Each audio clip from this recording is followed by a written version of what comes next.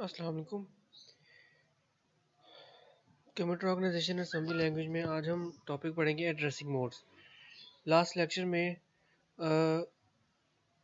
Last lecture में हमने discuss किया था असेंबली लैंग्वेज के इंट्रोडक्शन के बारे में थोड़ा सा, और आज हम टॉपिक पढ़ेंगे असेंबली लैंग्वेज के प्रोग्राम स्टार्ट करने से पहले या उसमें प्रोग्रामिंग करने से पहले ये कुछ चीज़ें हैं, जो कुछ टॉपिक्स हैं, कुछ कॉन्सेप्ट्स हैं जो बहुत ज़रूरी हैं। तो आज हम इन्हें देखेंगे। हम देखेंगे एड्रेसिंग मोड्स क्या होते हैं। Most assembly language instructions required operands to be processed. ज़्यादातर जो assembly language की instructions होती हैं उनमें operands जो है वो लाजमी रिक्वायर्ड होते हैं जिन्हें हम प्रोसेस कर सकें। और an operand addressed provides the location where the data to be processed is stored.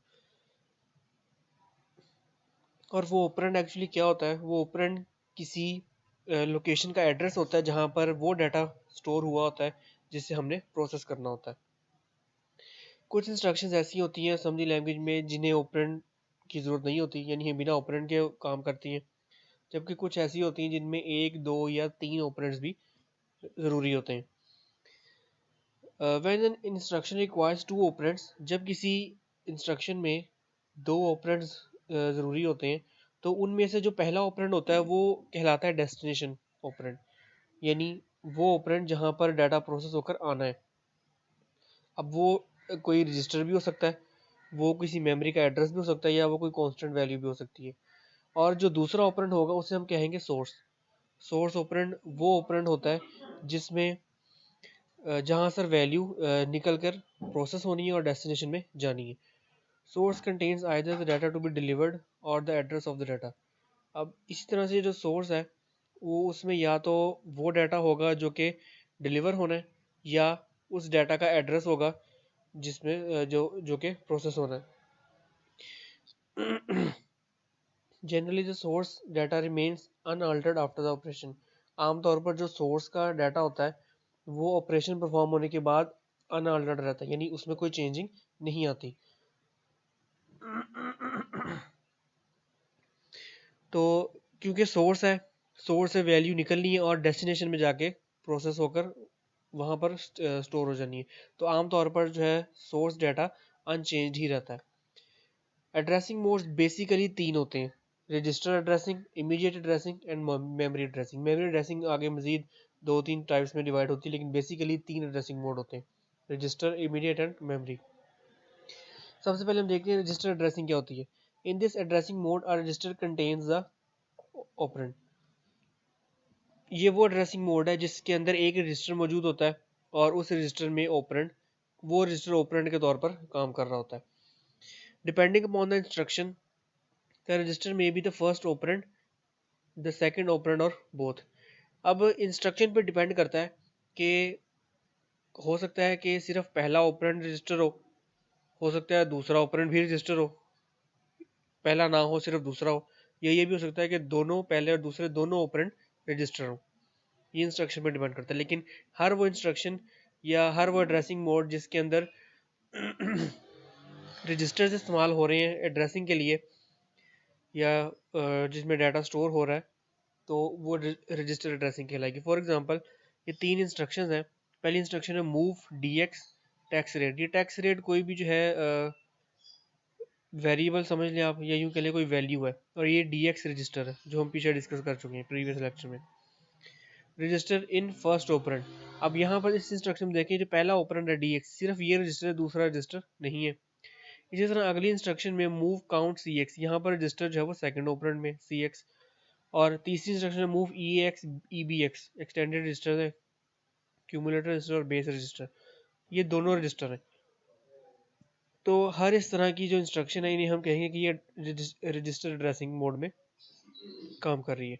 As processing data between registers does not involve memory. चूँकि रजिस्टर्स के दरमियान में प्रोसेसिंग हो रही है तो इसमें मेमोरी की ज़रूरत नहीं है।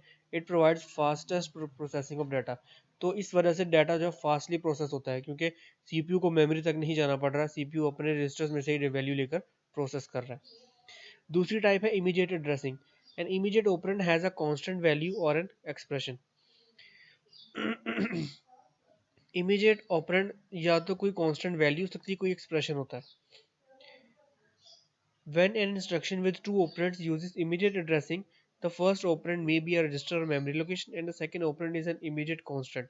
जब हम किसी इंस्ट्रक्शन में दो ऑपरेंड इस्तेमाल करते हैं और addressing mode immediate addressing mode होता है, तो ऐसे केस में या तो पहला वाला रजिस्टर होगा या मेमोरी का एड्रेस लोकेशन होगी, या फिर जो दूसरा वाला है वो लाजमी तौर पर एक कांस्टेंट होगा। यानी इन शॉर्ट दोनों ऑपरेंड्स में से एक कांस्टेंट वैल्यू होनी लाजमी है इमीडिएट एड्रेसिंग में।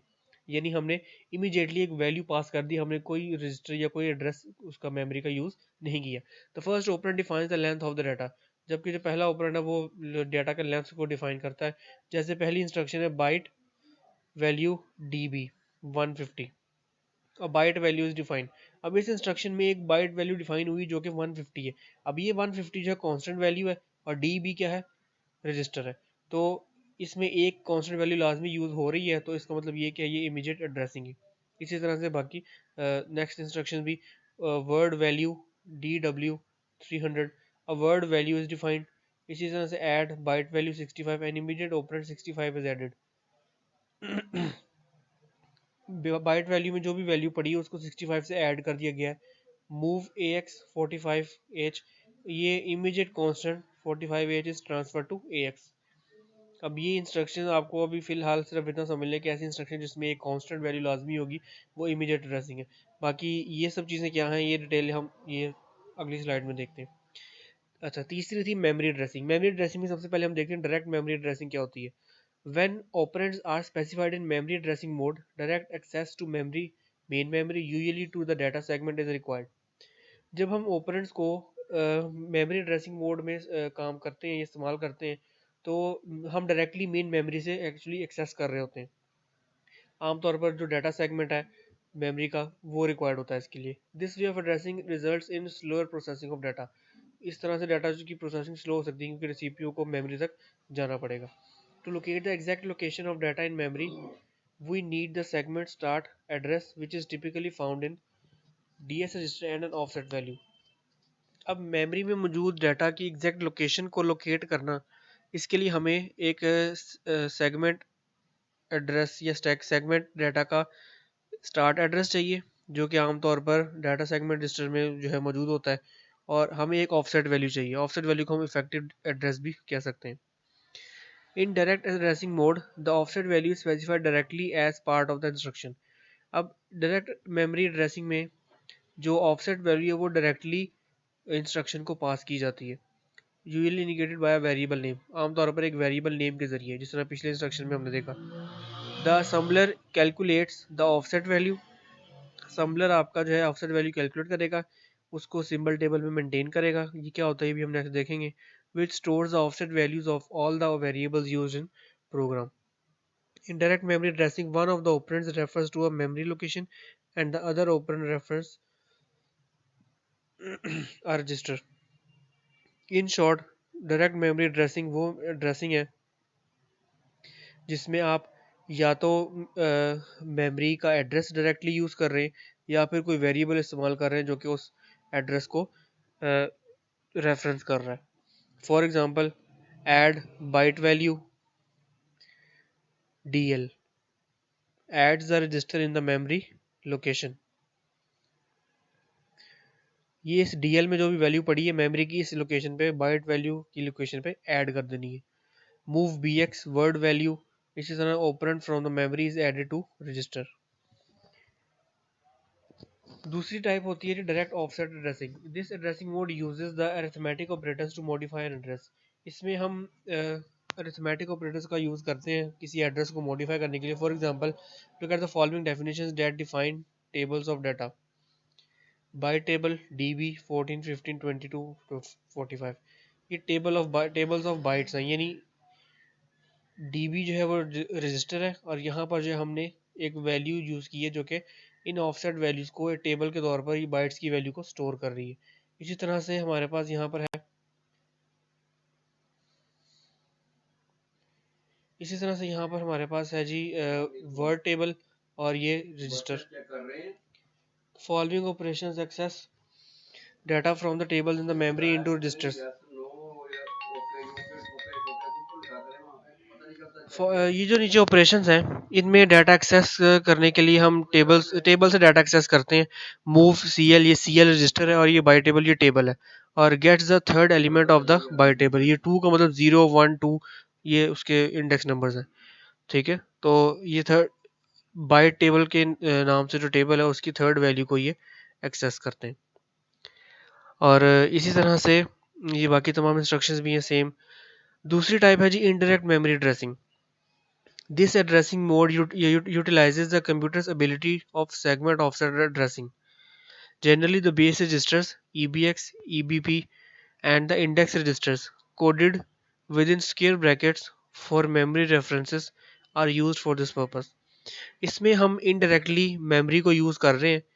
डायरेक्टली हम मेमोरी की लोकेशन को इस्तेमाल नहीं कर रहे हैं हम, बल्कि उसका सेगमेंट और ऑफसेट एड्रेसिंग को यूज़ कर रहे हैं। Indirect addressing is generally used for variables containing several elements like arrays। आमतौर पर जो indirect addressing है इसे हम इस्तेमाल करते हैं ऐसे variables के लिए जिसमें हम कुछ एक से ज़्यादा elements होते हैं, जैसे कि arrays। Starting address of the array is stored in से द EBX। जो स्टार्टिंग एड्रेस है वो लेट्स से कि EBX रजिस्टर में स्टोर हो जाता है। The following code snip shows how to access different elements of the variable. तो ये जो आपके पास कोड लिखा हुआ है नीचे, कुछ स्टेटमेंट्स दी हुई हैं, ये आपको डिफरेंट वेरिएबल्स का इस्तेमाल जो बता रही है। जैसे माई टेबल एक वेरिएबल है, इसी तरह से यहाँ पर हमारे पास टाइम्स का ये करता क्या, यहाँ पे जो मैंने लिखा हुआ allocates 10 words each initialize to 0, 10 words initialize to 0। ठीक है, ये इंस्ट्रक्शन अभी सिर्फ हम देखने के इंडायरेक्ट मेमोरी एड्रेसिंग क्या होती है। डिटेल में हम आगे जाके जब हम प्रोग्रामिंग करेंगे तब उसमें हम जो है ये देखेंगे। अब इन सब इंस्ट्रक्शंस में या इन सब प्रोसेस में हमने देखा कि मूव इंस्ट्रक्शन जो है वो ज़्यादा यूज़ हो रही है। मूव इंस्ट्रक्शन हम इस्तेमाल करते हैं डाटा ट्रांसफ़र इंस्ट्रक्शन के तौर पर, यानी डाटा को अगर आपने ट्रांसफ़र करना है तो उसके अंदर मूव इंस्ट्रक्शन लाजमी रिक्वायर्ड होती है। तो वो होती क्या है, we have already used move instruction that is used for moving data from one storage space to another. Move instruction को एक स्टोरेज स्पेस से दूसरी में डाटा ट्रांसफ़र करने के लिए हम इस्तेमाल करते हैं, और इसके दो ऑपरेंड होते हैं। Syntax of move instruction is move destination source, ये इसका सिंटैक्स, यानी यहाँ पर डेस्टिनेशन वैल्यू आएगी इधर सोर्स। अब ये जो ऑपरेंड्स हैं इनकी अरेंजमेंट कुछ भी हो सकती है, हो सकता है डेस्टिनेशन जो और सोर्स दोनों रजिस्टर हों, एक जो है रजिस्टर और दूसरी इमीडिएट वैल्यू हो, कोई कांस्टेंट वैल्यू, जिस तरह हमने एड्रेसिंग में देखा। इसी तरह एक हो सकता है मेमोरी एड्रेस हो और एक इमीडिएट कांस्टेंट वैल्यू हो। इसी तरह एक रजिस्टर हो सकता है, दूसरी मेमोरी एड्रेस, या डेस्टिनेशन है वो मेमोरी हो और रजिस्टर जो है वो सोर्स हो। Please note that both the operands in move operation could be of same size. एक चीज़ का ख्याल जो है मूव इंस्ट्रक्शन में रखा जाता है, वरना अदरवाइज एरर आएगा। वो क्या है कि मूव ऑपरेशन के दोनों ऑपरेंड्स का साइज सेम होना चाहिए। साइज सेम मतलब दो ऑपरेंड्स आपने सपोज दोनों रजिस्टर यूज़ किए, तो ऐसा नहीं हो सकता कि एक रजिस्टर 8 बाइट का और दूसरा 16 बाइट्स का। नहीं, या तो दोनों 8 के हों या दोनों 16 के हों, फिर जो है मूव ऑपरेशन जो है सही काम करता है, अदरवाइज एरर आ जाएगा। The value of source operand remains unchanged. और दूसरी चीज़ ये कि सोर्स ऑपरेंड की जो वैल्यू है वो अनचेंज रहनी चाहिए, यानी उस पर कोई इफेक्ट नहीं होना चाहिए। The move instruction causes ambiguity at times. कभी कभार मूव इंस्ट्रक्शन जो है एम्बिगुइटी भी कोई कॉम्प्लेक्सिटी क्रिएट कर देती है। फॉर एग्जांपल ये स्टेटमेंट्स है move EBX my table, effective address of my table in EBX। अब ये जो है कॉम्प्लेक्स चीज़ है। क्या हमने किया, हमने इस टेबल का जो भी ऑफसेट एड्रेस था वो इस रजिस्टर में पास आउट किया। इसी तरह से मूव EBX 110, यहाँ पर हमने क्या किया, EBX के अंदर क्या पड़ा था, ये टेबल का एड्रेस था, तो इसकी एक लोकेशन को हमने वैल्यू दे दी 110। तो ये कॉम्प्लेक्स ज़रा मूव इंस्ट्रक्शंस हैं, तो ये भी होती हैं, यानी असम्बली लैंग्वेज हम इन्हें भी इस्तेमाल करते हैं, डिफरेंट मेथड्स में यूज़ करते हैं। किस तरह करते हैं वो हम डिटेल में पढ़ेंगे जब हम इनको इन इंस्ट्रक्शंस को यूज़ करेंगे। It is not clear whether you want to move a byte equivalent or word equivalent of the number 110. In such cases, it is wise to use a type specifier. अब यहाँ पर देखिए इन instruction में actually problem क्या थी या ambiguity क्या थी। यहाँ पर ये क्लियर नहीं है कि आप जो वैल्यू मूव कर रहे हैं 110 वो बाइट इक्विवेलेंट है या वर्ड इक्विवेलेंट है, यानी वो बाइट के बराबर है या एक वर्ड के बराबर है। तो ऐसे केस में हमें स्पेसिफायर जो है वो टाइप स्पेसिफायर यूज़ करने चाहिए, और ये जो टेबल आपके सामने बनाई है टाइप स्पेसिफायर को यूज़ करता है। अब टाइप स्पेसिफायर क्या है, जैसे सपोज अगर आपने बाइट के लिए इस्तेमाल करना है तो वैल्यू आप 1 यूज़ कर सकते हैं, यानी 1 बाइट्स एड्रेस अगर 1 है तो आप बाइट यूज़ करेंगे, 2 है तो वर्ड, 4 है तो डी वर्ड, और यानी डबल वर्ड, और 8 है तो क्वाड वर्ड, क्यू वर्ड, और 10 है तो टी बाइट। इस डायग्राम में पूरी एड्रेसिंग मोड्स का सारा ऑपरेशन जो है मैंने समझाया हुआ है। अब यह करना आपने ये है कि मेरे इस पॉइंटर को आपने देखना है। सबसे पहले हम देखते हैं एड्रेसिंग मोड्स, वेज और models to access data. Addressing modes क्या होते हैं? 3 तरह के तो होते हैं, लेकिन वो होते हैं क्या है? वो तरीके होते हैं, वो वेज या वो मॉडल्स होते हैं जिनके ज़रिए हम डाटा को एक्सेस करते हैं, ठीक है? लेट्स सपोज आपके पास डाटा है ये 2 + 2, इसमें 2 ऑपरेंड है, ये 2 और 2, ये 2 नंबर्स क्या हैं? ये ऑपरेंड्स हैं, और ये प्लस का साइन हमें क्या बता रहा है? ये ऑप कोड है, यानी ऑपरेशनल कोड, जो हमने इन दो ऑपरेंड्स पर ऑपरेशन परफॉर्म करना है।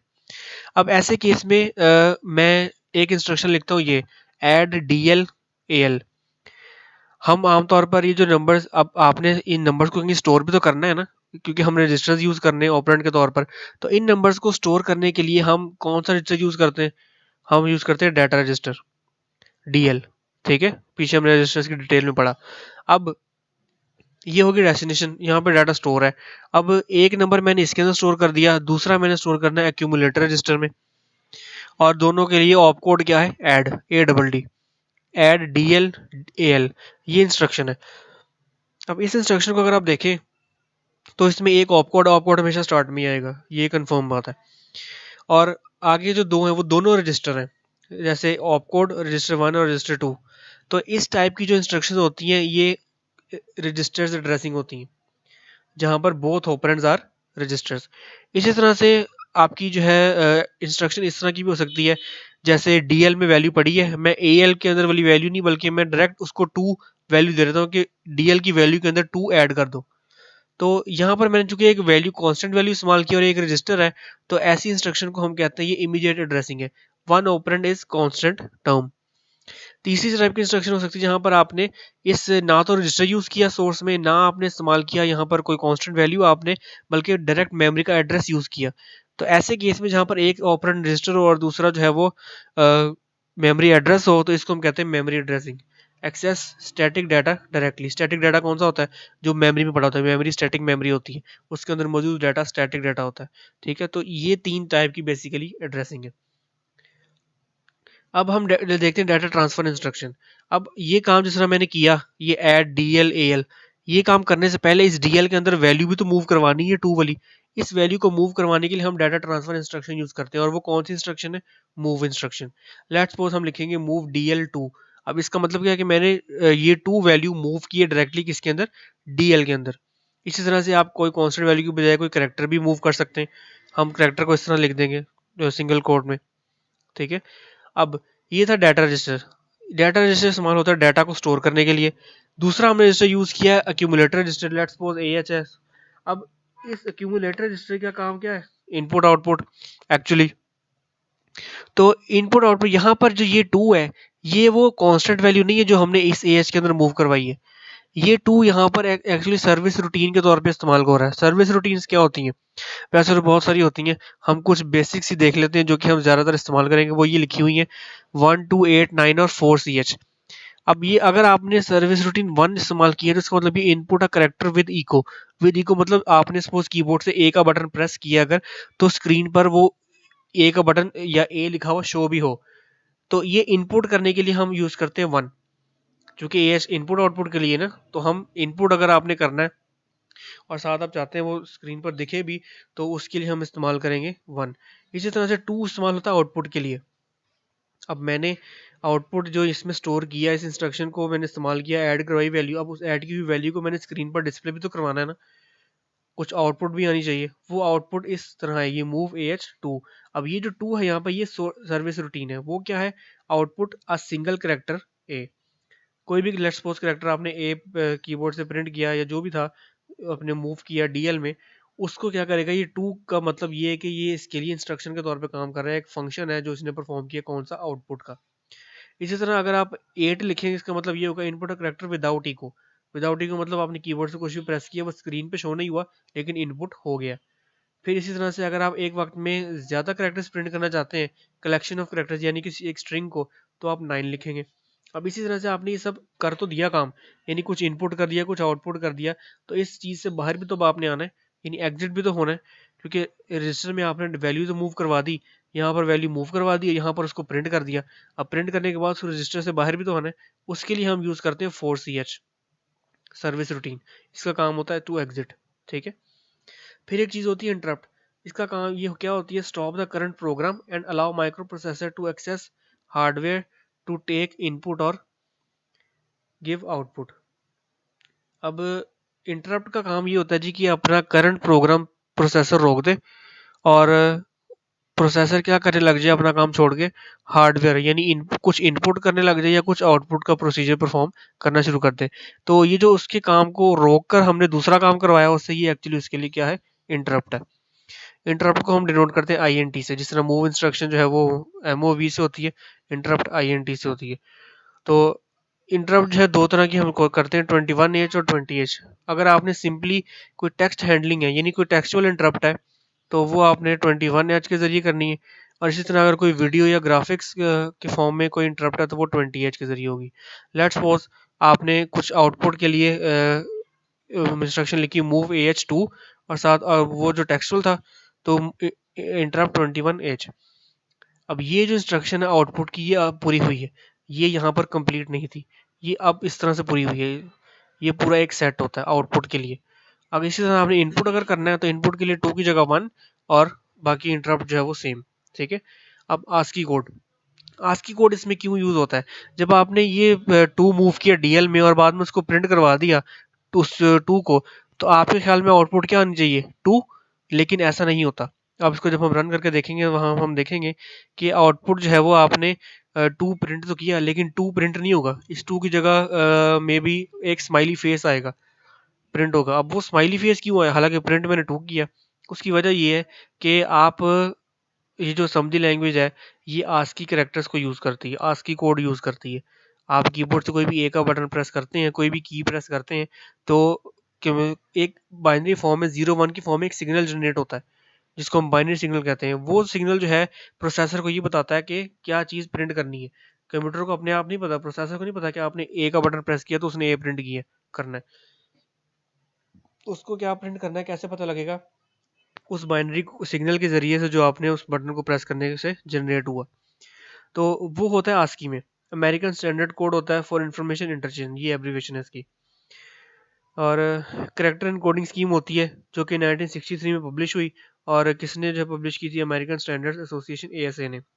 अभी आस्की कोड आप सिंपली, वैसे उसका बहुत बड़ा टेबल होता है, हर चीज़ का, हर करेक्टर का आस्की कोड होता है, लेकिन हम जनरली इसको थोड़ा सा याद करने के लिए जो समझ लें आपके बेसिक चीज़ें हैं जो हम ज़्यादा इस्तेमाल होंगी, वो हम देख लेते हैं। Capital characters, capital character A का ASCII कोड होता है 65। इसी तरह से आगे चलते हैं, B का 66 और Z तक जाते रहे 90। तो 26 करेक्टर्स ABC के यहाँ पर पूरे हो गए 65 से लेकर 90 तक कैपिटल में। और इसी तरह अगर में स्मॉल ABC है या स्मॉल लेटर्स हैं, तो वो स्टार्ट होते हैं 91 से, यानी स्मॉल A का ASCII कोड होता है 91।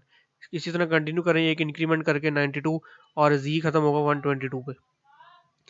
और अगर आपने काउंटिंग देखनी है, तो डेसिमल नंबर 0 से 9 होते हैं, तो वो 0 स्टार्ट होता है 48 से। इसी तरह एक कंटिन्यू करते हैं, एक ऐड करके 49 हो गया 1, और 9 तो ख़त्म हो गया 57, ठीक है।